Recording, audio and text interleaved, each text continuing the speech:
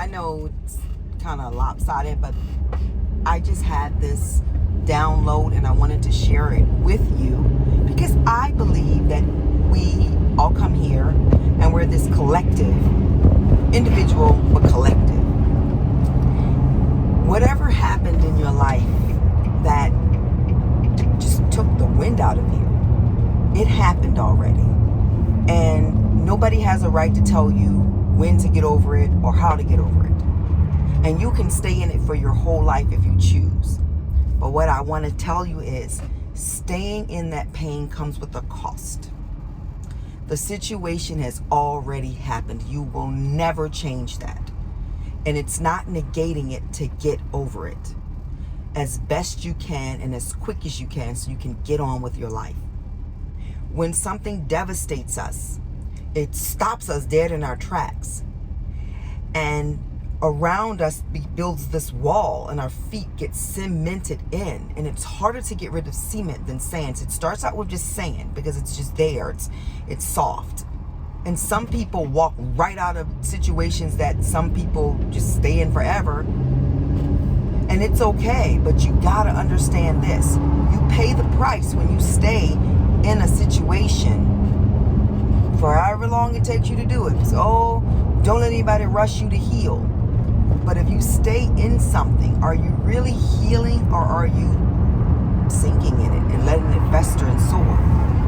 It would be best to accept as soon as you possibly can that this thing did happen and it was shitty and it was terrible and you didn't deserve it, if that's the way you want to look at it. For me, anything that comes into my life, I immediately own it. When I say I deserve something, it doesn't mean that I'm a terrible person so I deserve it, but it could mean that I set the precedence up that this thing would be okay. It could mean that it's a part of my learning experience. Either way, when I say it's deserving of it, means it's serving me in some way. If I stay in it for too long, then it's no longer serving me, I'm serving it.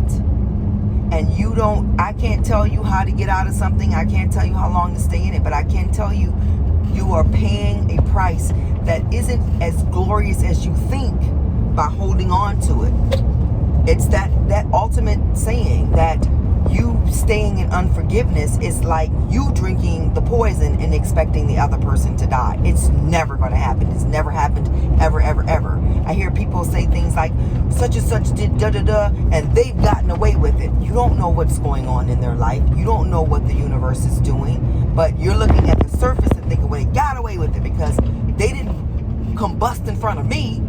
And that is egotistical, and I get it. I get when the ego can come in our lives when we have trauma, and we want that person to pay for what came through us, how their behavior reacted. And then there are times when things happen, and people say, "Oh well, you saw it coming, you getting it," and I think that is egotistical as well.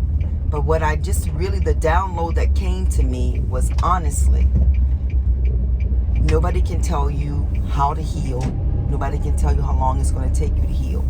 But what I want to share with you is the longer it takes you to move out of pain, you are doing a lot of damage to your body and your mind and your soul.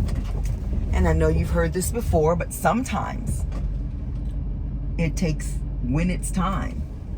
My daddy taught me how to back in a tight spot.